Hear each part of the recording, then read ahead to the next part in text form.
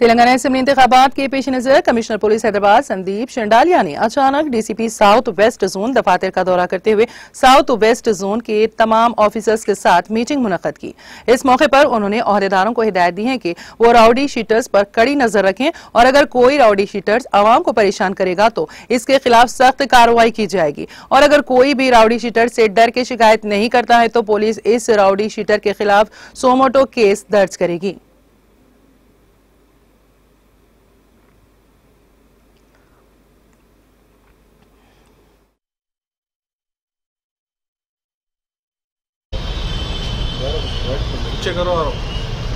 ये south west के area के बारे में हमारे को ज़्यादा नहीं मालूम है, तो आज ये एसीपी और इंस्पेक्टर से जो मीटिंग की है वो एरिया के बारे में जानने के बारे में और उनका कॉन्फिडेंस देखने के लिए कि वो इलेक्शन को अच्छी तरह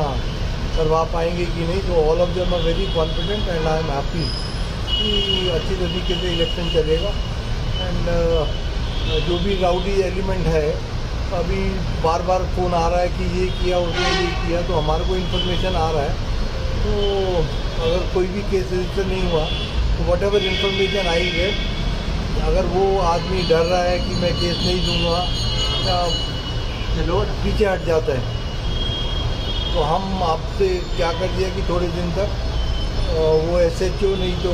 वो SI सेक्टर SI नहीं तो वो ACP नहीं तो मैं खुद कंप्लेंट सुमोटो केस रजिस्टर करेंगे